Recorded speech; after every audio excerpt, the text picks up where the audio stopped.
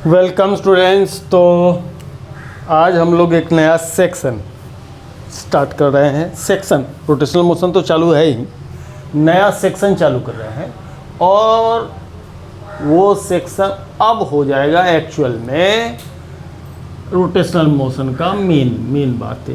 आपके बोर्ड के ऊपर क्या दिख रहा है? Moment of force. तो मोमेंट ऑफ फोर्स की जब हम बात करेंगे तो इससे क्या समझने लायक बात है। सबसे पहले हम लोग प्रैक्टिकली समझने की कोशिश करें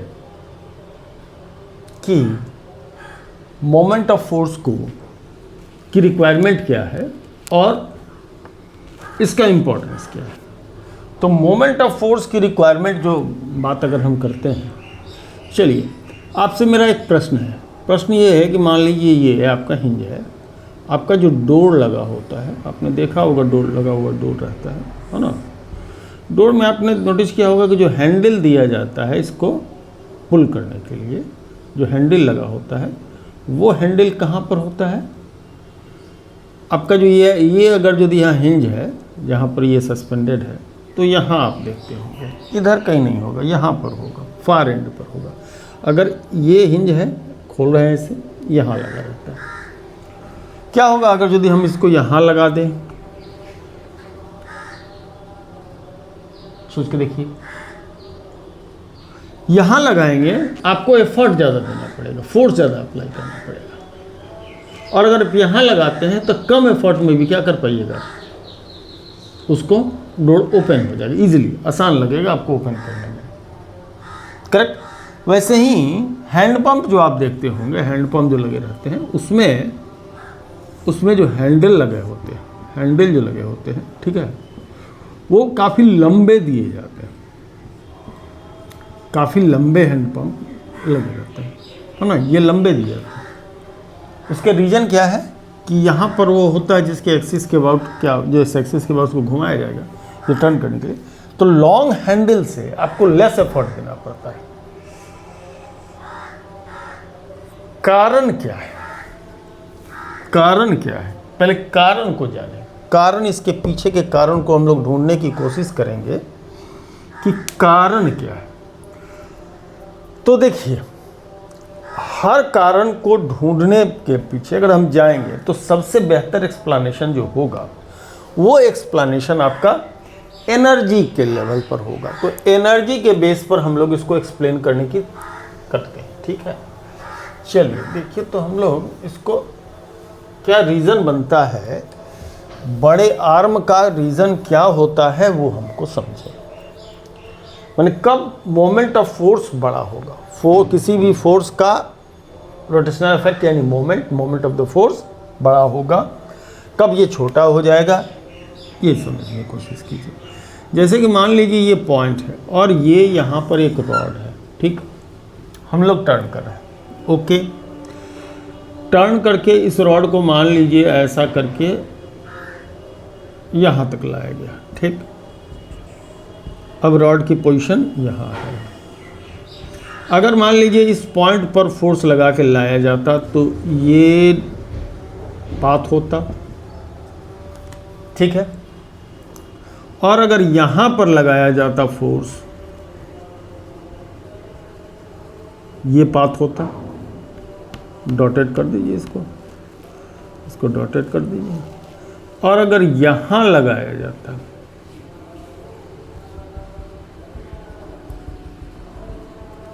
और अगर यहाँ लगाया जाता, आप क्या देख रहे हैं?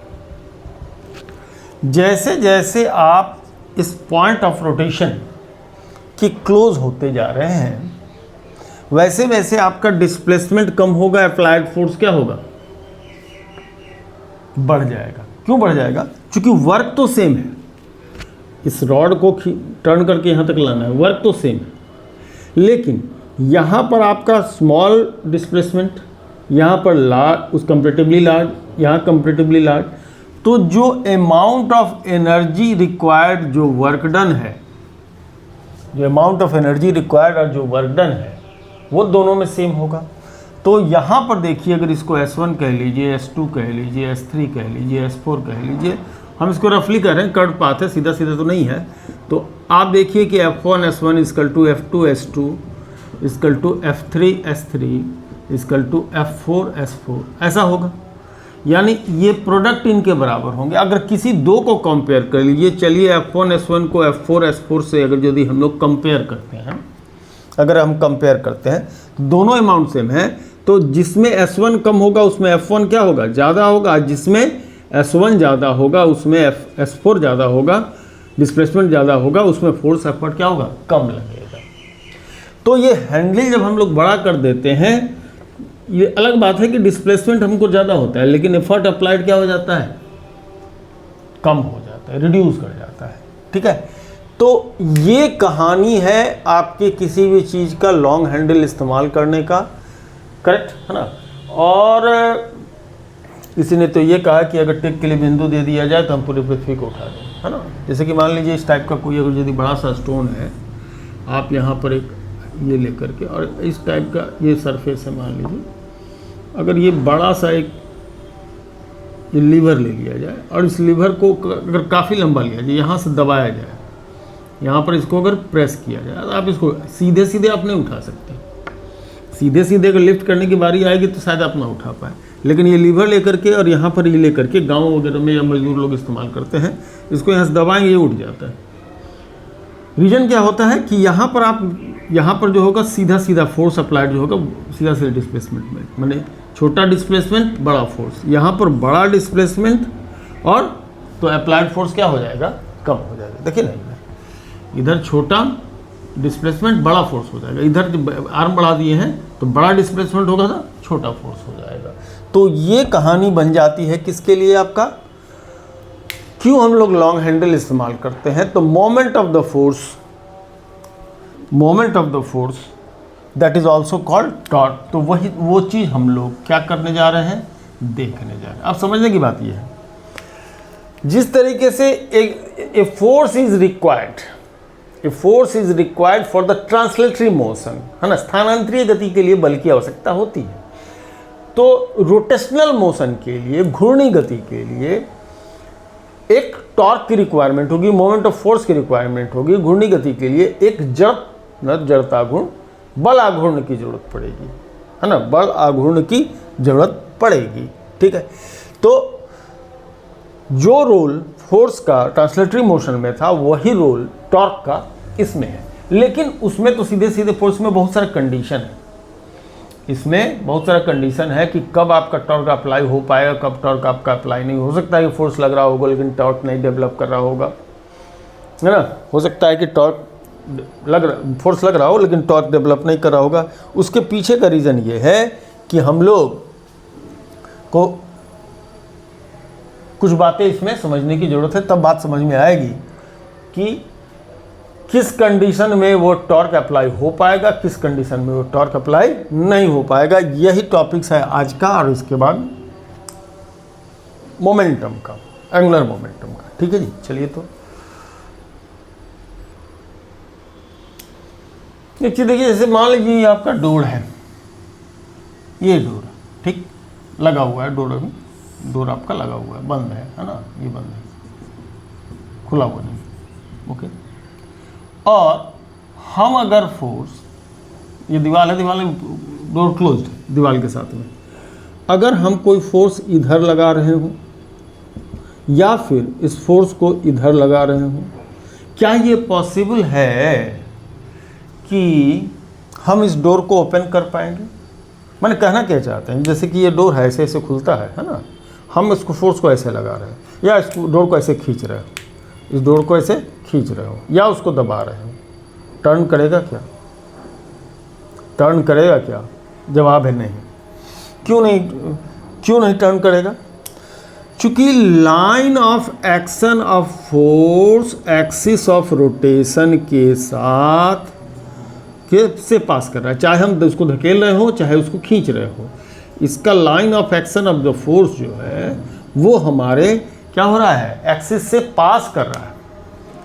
मतलब ये कि अगर हमको इसको टर्न कराना है तो फोर्स जो लगना चाहिए, अब देखिए ये है अब हम अगर फोर्स को इस लाइन में लगाते हैं, है ना, इस लाइन में, या फोर्स यहाँ से लगाते हैं तो बेस्ट है ना, यहाँ से टर्न कर दिया, ठीक है ना, ये बेस्ट है। ओके, ये चूंकि इसका line of action, axis of rotation यहाँ है, ये है एक्सिस ऑफ रोटेशन, ये है एक्सिस ऑफ रोटेशन। तो अगर हम ऐसा खींचेंगे तो आराम से ये टर्न होगा, या ऐसा धकेलेंगे तो आराम से टर्न होगा, ठीक है, ऐसा धकेलेंगे आराम से टर्न होगा।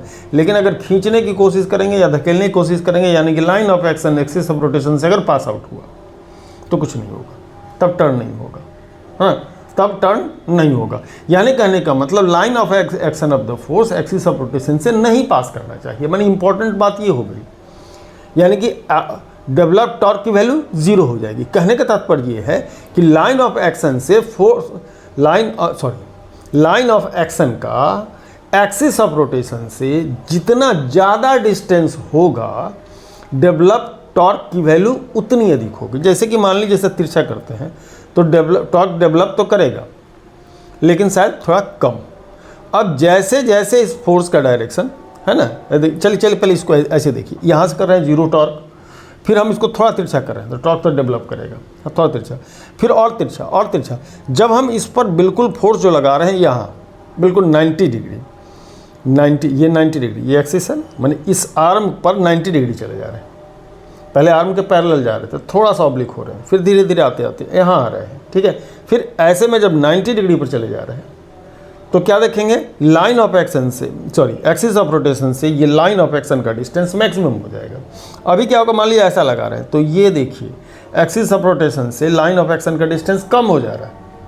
यहाँ मत देखिए, ये ऐसे लगाएंगे तो लाइन ऑफ एक्शन क्या होगा, यहाँ से लगाइएगा तो सीधे सीधे लाइन ऑफ एक्शन से पास कर दे, एक्सिस ऑफ रोटेशन से लाइन ऑफ एक्शन पास कर रहा है। थोड़ा तिरछा कीजिएगा तो उसके बगल से लाइन ऑफ एक्शन आपका निकलेगा, और थोड़ा तिरछा कीजिएगा तो और थोड़ा दूर हटेगा, और थोड़ा तिरछा कीजिएगा तो और थोड़ा दूर हटेगा। जैसे जैसे आप जब इसके परपेंडिकुलर चले जाएंगे तो फिर से क्या होगा, ये डिस्टेंस मैक्सिमम हो जाएगा, लाइन ऑफ एक्शन से एक्सिस ऑफ रोटेशन का डिस्टेंस बढ़ जाएगा। फिर जैसे आप इधर जाइएगा फिर आप देखिएगा क्या कि एक्सिस ऑफ रोटेशन से लाइन ऑफ एक्शन का परपेंडिकुलर डिस्टेंस क्या होगा, धीरे धीरे कम होने लगेगा। और जब आप इधर कर लीजिएगा तो फिर से line of action axis of rotation से पास आउट होने लगेगा। तो इम्पॉर्टेंट बात यह है कि फोर्स का लाइन ऑफ एक्शन और एक्सिस ऑफ रोटेशन के बीच का क्या डिस्टेंस है। फोर्स तो लग ही रहा है, साथ में ये भी बात जरूरी होती है कि लाइन ऑफ एक्शन का एक्सिस ऑफ रोटेशन से परपेंडिकुलर डिस्टेंस क्या है। ठीक है, चलिए आप लोग उसको विधिवत देखते हैं।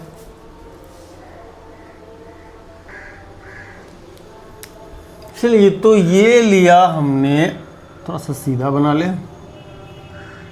ये लिया हमने एक्सिस ऑफ क्या, रोटेशन, ये हमने लिया एक्सिस ऑफ रोटेशन, और ये लिया आर्म जिसको कह रहे हैं आर, ठीक है जी।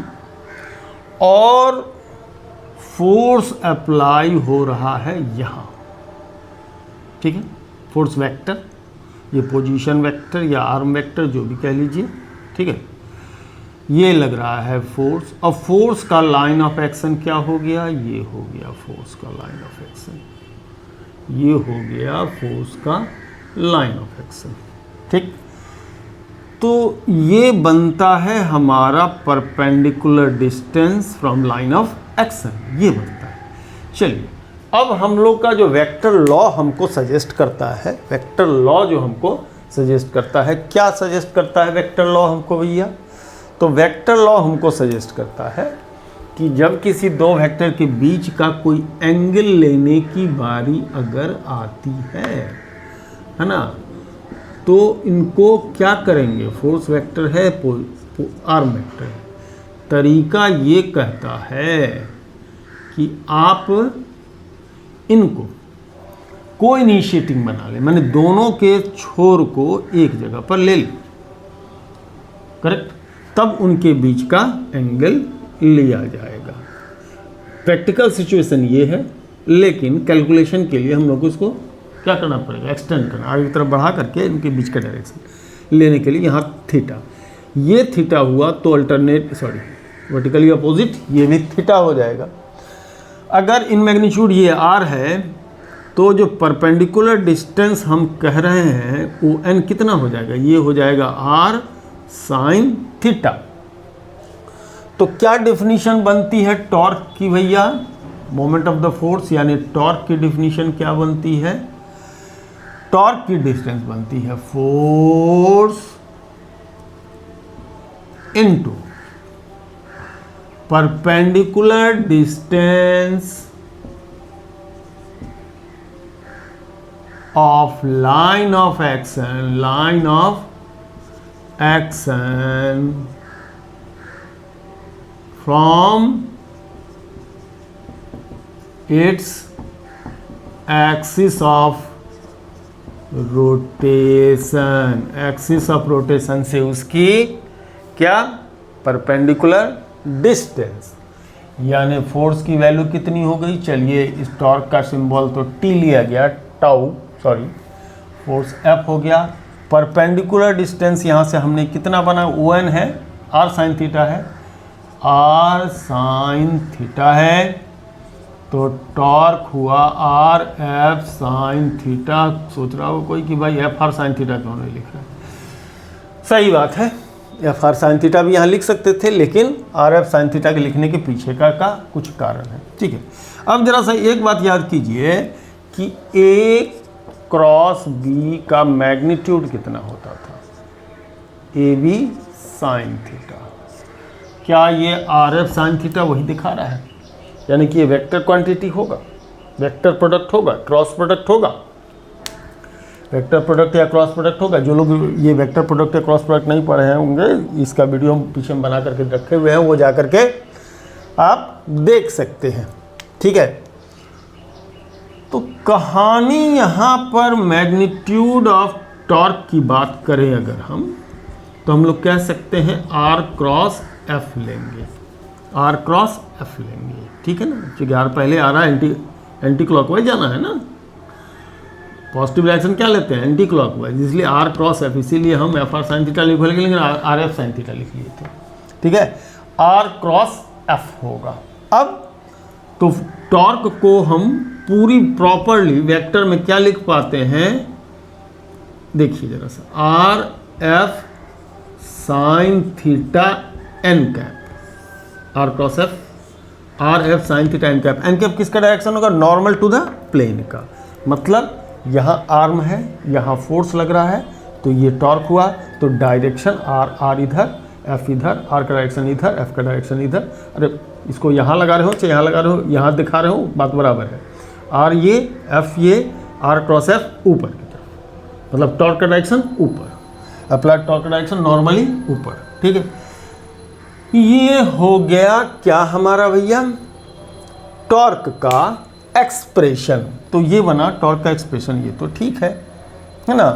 अब जाहिर सी बात है, जिस तरीके से हमारा एंटी क्लॉकवाइज इधर से लेंगे तो टॉर्क हमारा पॉजिटिव होगा। अगर इसी में अगर यदि ये डायरेक्शन अपोजिट हो जाए, मैंने फोर्स के डायरेक्शन को अपोजिट कर दें, है ना, तो फोर्स इधर, फोर्स के डायरेक्शन मान लिया इधर से फोर्स लगाते तो ये आता है ना, तो R क्रॉस F इधर या नीचे की चला जाता।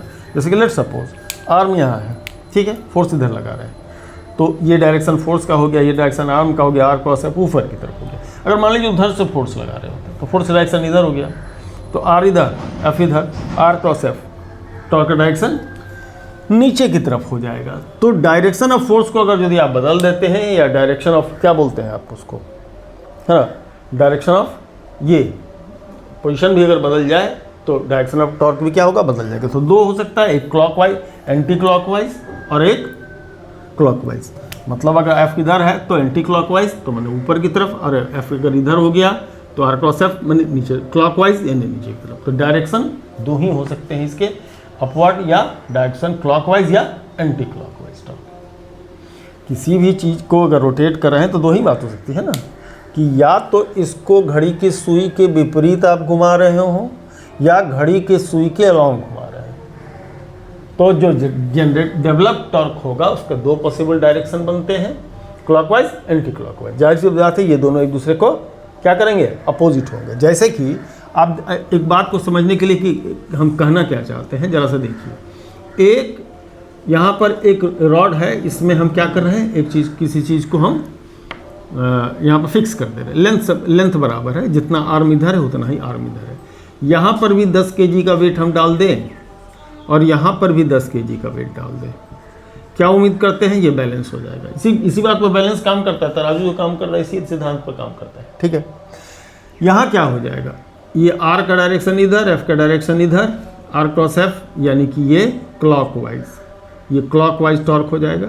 जबकि यहाँ देखिए, है ना, जबकि यहाँ देखिए ये, तो आपका यहाँ से जो इस टाइप इधर से ये डेवलप करेगा, तो ये क्या होगा, इसकी डायरेक्शन ये किधर टर्न लेना चाहेगा, ऐसा, यानी ये कहने का मतलब एंटी क्लॉकवाइज, ये क्या हो जाएगा, एंटी क्लॉकवाइज।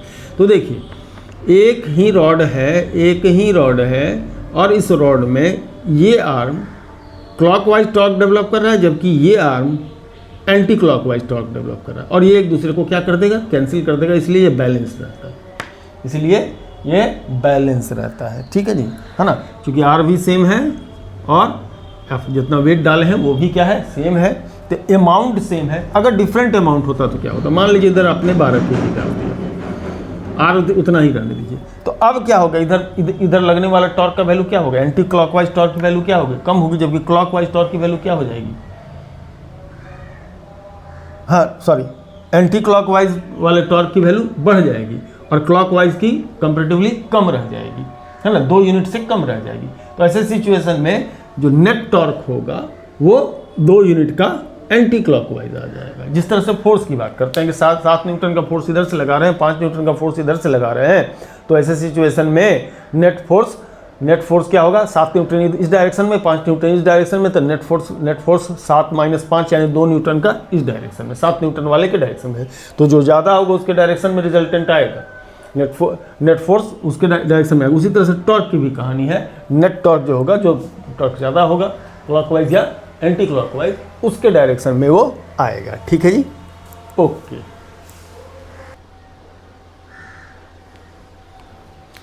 चलिए बात करते हैं कपल की। अभी जैसा कि हम एक थोड़ी देर पिछले वीडियो में, पिछले पोर्शन में हमने यहाँ पर एक बनाया था। अब जैसे मान लीजिए क्या करें, अगर हम ऐसा एक फोर्स, एंटी पैरेलल 2 फोर्सेस अगर लगा रहे हो, ये पॉइंट फिक्स्ड है, जितना आर्म इधर है मान के चलिए उतना ही आर्म क्या है इधर भी। ये सिचुएशन कहाँ बनता है और कब बनता है, अगर इस बात को हम लोग समझने की कोशिश करें, जानने की समझने की कोशिश करें, तो जब भी आप स्क्रू ड्राइवर से किसी चीज़ को खोलने की कोशिश करते हैं, जैसे मान लीजिए यही स्क्रू ड्राइवर है और इसे खोलने की कोशिश करते हैं, तो ज़रा नोटिस कीजिएगा, ये जो है इधर का अंगूठा, ये इस उंगली से इधर और इस उंगली से इधर, इसको हम लोग यहाँ पर 2 साइड में, एक ये अंगूठा अंदर की तरफ, ये बाहर की तरफ, करेक्ट। तो एंटी पैरेलल फोर्सेस क्या होता है यहाँ पर वर्क करता है। तो उस तरह की बात है, या किसी के ढक्कन को खोलने की कोशिश करते हैं, या कुछ ऐसा टर्न करने की कोशिश करते हैं, या हैंडल स्टीयरिंग जो हमारी कार की या साइकिल की या मोटरसाइकिल की हैंडल क्या होता है, टर्न करना है, ऐसे घुमा रहे होते हैं, इसको इधर धकेल होते हैं, इसको उधर धकेल होते हैं, करेक्ट। तो इसको कहते हैं couple, moment of a couple, ठीक है। ये भी टॉर्क से ही जाना जाता है। अगर आप एक बात नोटिस करें तो टॉर्क होगा कितना, अगर यहाँ से देखें तो टोटल टॉर्क, ये भी एंटी क्लॉकवाइज है और ये भी आपका एंटी क्लॉकवाइज है, तो यहाँ का टॉर्क तो RF + RF यानी 2R × F ऐसा कह सकते हैं। लेकिन हम और संतुष्ट होना चाहते हैं, और संतुष्ट होना चाहते हैं। क्या संतुष्ट होना चाहते हैं, क्या ऐसा संभव है कि जिस तरीके से मान लीजिए यार में इसको हमको ट्विस्ट करना चाहते हैं, अगर हम इस फोर्स को इधर लगा रहे हो, इस फोर्स को इधर लगा रहे हो, मतलब ये भी एंटी पैरेलल फोर्सेज हुए कि हम क्या कर रहे हैं, याद रखो कि इस हथेली को पकड़िए, इससे हम इधर फोर्स लगा रहे हैं, इधर से फोर्स लगा तो रहे हैं। इसका लाइन ऑफ एक्शन ये है और इसका लाइन ऑफ एक्शन ये है, करेक्ट, हाँ। तो दोनों का लाइन ऑफ एक्शन क्या कर रहा है, कोइंसाइड कर रहा है। अब यहाँ पर देखिए, जब हम इसको खींच रहे हैं, इसका लाइन ऑफ एक्शन ये है, इसका लाइन ऑफ एक्शन ये है, दोनों का लाइन ऑफ एक्शन क्या कर रहा है, कोइंसाइड कर रहा है, तब ये टर्न नहीं करेगा। पिछले सिर्फ सिंपल टॉर्क की जब मोमेंट ऑफ द फोर्स की बात हम किए थे, सिंगल फोर्स की बात हो रही थी, उसमें लाइन ऑफ एक्शन से एक्सिस ऑफ रोटेशन का नॉर्मल डिस्टेंस पर हम आए थे। अब यहाँ पर किसके किसके बीच का नॉर्मल डिस्टेंस होगा, तो यहाँ पर जो नॉर्मल डिस्टेंस होगा दोनों फोर्स के लाइन ऑफ एक्शन के बीच में। एक्सिस ऑफ रोटेशन कहीं और भी हो सकता है। तो दोनों लाइन ऑफ एक्शन के बीच का जो नॉर्मल डिस्टेंस होगा, शॉर्टेस्ट डिस्टेंस जिसको हम कह सकते हैं, वो चीज़ जो होगा वो हम काउंट करेंगे। क्यों काउंट करेंगे? क्योंकि हम देख सकते हैं कि इधर खींच रहे, इधर की लाइन ऑफ एक्शन कोइंसाइड कर रहा है।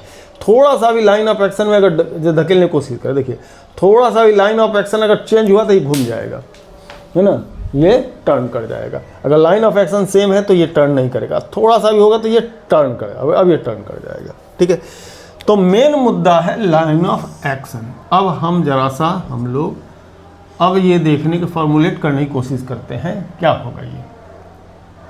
ठीक, ये हो गया भैया, देखो तो,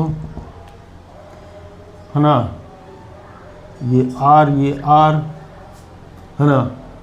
तो ऐसे सिचुएशन में अगर इनके बीच का एंगल थीटा है तो ये आर 2r, तो ये क्या हो गया 2r sine theta, 2r sine theta. Okay, है ना, ये होगा ना आर, यही ना होगा थीटा, इसका अपोजिट ये थीटा। ठीक है, ओके। तो यहाँ अगर थीटा बनता आर क्या 2r साइन थीटा, तो लाइन ऑफ एक्शन के बीच का डिस्टेंस कितना 2r साइन थीटा। तो जरा सा समझने की कोशिश करें, अगर इन जनरल टॉर्क की बात, कपल की बात करें, मोमेंट ऑफ द कपल की बात करें एक्चुअली, है ना, तो force into what, perpendicular distance between the line, perpendicular distance between the line of actions।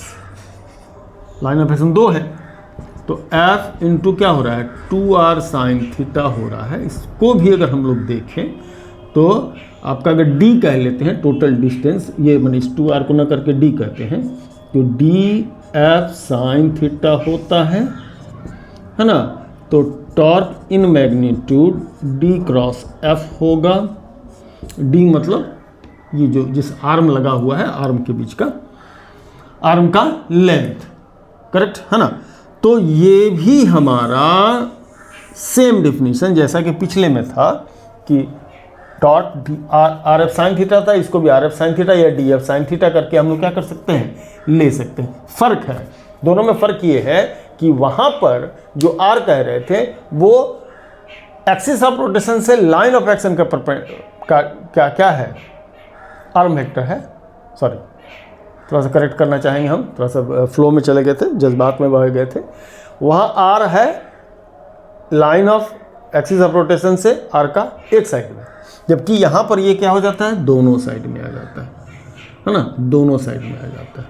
ठीक है, ये दोनों साइड में आता है, फर्क बस इतना ही है। मतलब ऐसा सोचिए ना कि एक जोड़ा लगा दिए, उस कहानी में था कि इतनी ही बड़ी इतनी भर बात थी, ये आर्म है, ये फोर्स लग रहा है, बस इतनी भर बात थी, इसमें मैंने डबल कर दी। एक ऐसा ये भी एंटी क्लॉकवाइज है, ये भी एंटी क्लॉकवाइज, फर्क कितना ही है। तो अब हम लोग जो होगा ये पूरा का पूरा आर लेंगे, उसमें sine theta as a product आएगा, चूंकि हम लोग दोनों लाइन ऑफ एक्शन के बीच का परपेंडिकुलर डिस्टेंस लेंगे। ठीक है, अब वहाँ पर भी जाहिर सी बात है डी जितना बड़ा होगा इजी होगा खोलने में, है ना। तो जो मोटा मुट्ठा होता है, जैसे कि पेचकस वगैरह होता है, अगर ये चीज़ मोटा हो तो खोलने में आसानी होगी। अगर ये पतला होगा तो अब क्या होगा, खोलने में दिक्कत होगी। इसीलिए देखते होंगे कि जो स्क्रू ड्राइवर होता है, स्क्रू ड्राइवर के ऊपर एक प्लास्टिक का बेट चढ़ा हुआ होता है, जो कि थोड़ा सा मोटा होता है कंपेरेटिवली।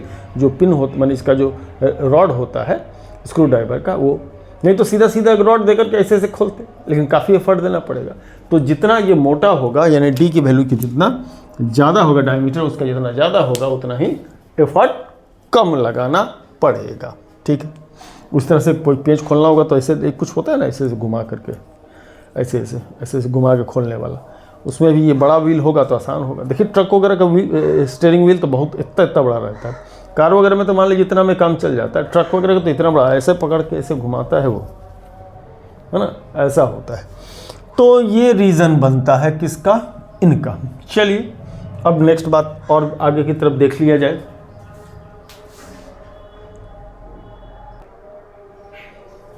चलिए, तब एंगुलर मोमेंटम भी हम किसी भी ऑब्जेक्ट का अबाउट एनी एक्सिस देख लें, है ना, अबाउट हम देख लें।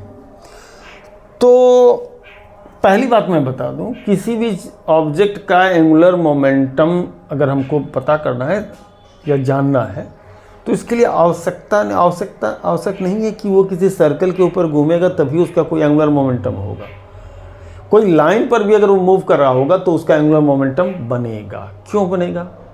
एंगुलर वेलोसिटी होगी। क्यों होगी? देखिए, अगर किसी लाइन पर कोई ऑब्जेक्ट अगर मूव कर रहा है, अगर यहाँ पर से हम इसको ऑब्जर्व कर रहे हैं तो होता क्या है, जब ये मूव करता रहता है तो हम अपने आँख को घुमाते रहते हैं, इसकी पोजीशन हमारी चेंज होती है, इसकी हमारे आँख पर उसका कोई ना कोई एंगल बनता रहता है। तो एंगल सबटेंड होता है हमारे आँख के ऊपर, या कोई जो पॉइंट ऑफ ऑब्जर्वेशन है वहाँ पर ये एंगल बनता रहता है, एंगुलर डिस्प्लेसमेंट होता है। तो जब एंगुलर डिस्प्लेसमेंट की बात अगर आ जाए, कोई लीनियर मोशन ही भले ही कर रहा, अगर उसका एंगुलर डिस्प्लेसमेंट की बात आएगी तो एंगुलर मोमेंटम भी आएगा, है ना, एंगुलर मोमेंटम भी आएगा। ठीक है, तो एंगुलर मोमेंटम को डिफाइन कैसे कर पाएंगे? देखिए, चलिए, फिगर तो ऑलमोस्ट वही है, यही है हमारा एक्सिस ऑफ रोटेशन, मान लीजिए पॉइंट ऑफ रोटेशन जो भी कह लीजिए, ये हो गया हमारा क्या, पोजीशन आर, और कोई पार्टिकल जो है ऑब्जेक्ट पी मोमेंटम से, जिसकी मोमेंटम एम बी है, मान वी वेलोसिटी से एम मास, ये इस लाइन के ऊपर क्या कर रहा है, मूव कर रहा है। ठीक है, तो ये उसका डायरेक्शन ऑफ मोमेंटम हो गया, लाइन ऑफ एक्शन ये हो गया। ठीक है, लाइन ऑफ एक्शन ये हो गया। अब और ये हमारा इसका दिक्कत ये हो गया। अब देखिए, इसकी लाइन एक्शन के साथ भी एक्सिस ऑफ रोटेशन का बड़ा खेला है। अगर मान लीजिए हम ही एक्सिस ऑफ रोटेशन है और कोई इस लाइन एकदम सीधे इधर से आ करके इधर कोई ऑब्जेक्ट जा रहा होगा, तो हम इसको सीधे सीधे यहाँ से चुपचाप देखेंगे, वो आएगा हमारे पास, फिर जो है सो इधर के से इधर वो निकल जाएगा। वो आ रहा है, कोई एंगल बनेगा, एंगल चेंज होगा? नहीं होगा, एंगल सेम का सेम रह जा रहा है। जब तक उसका लाइन ऑफ मूवमेंट थोड़ा सा डिफरेंट नहीं हो जाएगा, हम अगर एक्सिस ऑफ रोटेशन है, तब तक उसमें एंगुलर डिस्प्लेसमेंट हमारे अबाउट उसका नहीं आएगा। तो ऐसे सिचुएशन में ये जो लाइन ऑफ एक्शन है एक्सिस ऑफ रोटेशन से पास आउट अगर हुआ तो कहानी खत्म हो जाएगी, है ना। थीटा ये है तो थीटा ये है, तो इसका भी परपेंडिकुलर डिस्टेंस लीजिए भैया, थीटा, तो ये कितना हो जाएगा, आर साइन थीटा हो जाएगा। तो एंगुलर मोमेंटम, एंगुलर मोमेंटम, ठीक है, L is taken as momentum P into perpendicular distance of line of action to axis of rotation, axis of rotation से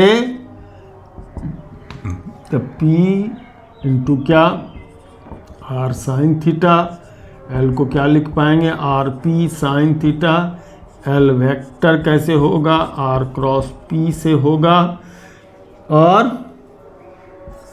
पूरा अगर लिखना है आर क्रॉस पी से होगा, अगर पूरा लिखना चाहते हैं तो आर पी साइन थीटा क्या होगा, एन कैप होगा, क्लॉकवाइज या एंटी क्लॉकवाइज होगा।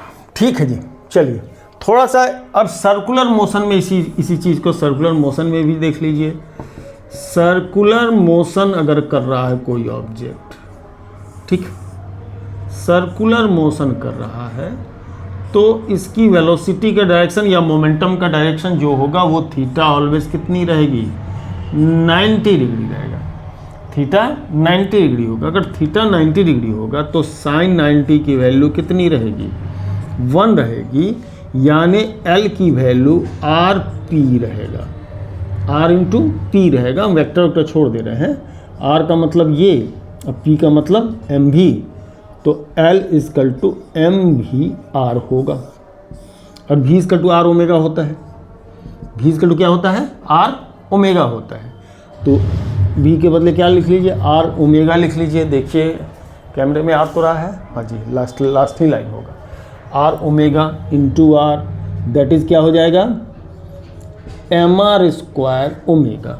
अब जरा सा एक पॉइंट नोटिस किया जाए your honour, L is equal to M R square अगर ओमेगा होता है, ठीक है जी, तो एम आर स्क्वायर क्या होगा, M I moment of inertia of the object about the this point M I हो जाएगा, एम मास अगर है मूव कर रहा है एम आर स्क्वायर, तो एल की वैल्यू कितनी आ जाएगी, आई ओमेगा, एल की वैल्यू आई ओमेगा आ जाएगा, आएगा ना। अब जरा सा एल को तो देख ही लिए, जरा टॉर्क वाला कहानी भी एंगुलर सर्कुलर मोशन में देखिए, तो सर्कुलर मोशन में टॉर्क की वैल्यू देखिए तो कितना था, आर एफ साइन थीटा 1 हो जाएगा, आर एफ का मतलब एम ई, एफ का मतलब एम ई। अब रिलेशन क्या है, एंगुलर एक्सीलरेशन एंड लीनियर का, लीनियर एक्सीलरेशन का रिलेशन क्या है, तो A equal to R alpha होता है ना, alpha equal to A by R आ जाता है। अगर भूल गया हूँ तो जरा सा मैं रिकॉल करा दूँ, चलिए यहाँ से रिकॉल करा, theta equal to L by R, V equal to omega equal to V by R, है ना, ओमेगा इक्वल टू तो alpha equal to A by R, ये रिलेशन था। Angular displacement linear by R, omega angular velocity linear velocity by R, angular acceleration linear acceleration by R, A equal to R alpha. अगर यहाँ रख दिया जाए किसके, ए के बदले, इसके बदले आर अल्फा, फिर से यहाँ M R square alpha, M R square moment of inertia हो जाएगा, तो tau equal to I alpha, बिल्कुल एनालॉगस है। जरा F equal to M A से कंपेयर कीजिए, M is the inertia of linear motion, I is the inertia of rotational motion, alpha angular acceleration, A linear. अब यहाँ इसको भी compare कीजिए, P equal to M V से, है ना, मास लीनियर इनर्शिया, आई rotational inertia, V linear velocity, omega angular velocity. बात कुछ जम रही है बच्चों, जम रही है ना, तो जमना भी चाहिए, है ना, जमना भी चाहिए। और ये सारी थोड़ी बातें हुई हमारी किसकी, मोमेंट ऑफ इनर्शिया से रिलेटेड बातें हुई। मोमेंट ऑफ इनर्शिया नहीं भैया, बोल कुछ और रहे हैं, मतलब टॉर्क, कपल, एंगुलर मोमेंटम और ये, ठीक है, एंगुलर मोमेंटम और ये, तो ये है जी हमारा कहानी। आगे कुछ और देखना बाकी है कि इसमें रहने दिया जाए, चलिए देखते हैं। चलिए तो देखें क्या रिलेशन बिटवीन एंगुलर मोमेंटम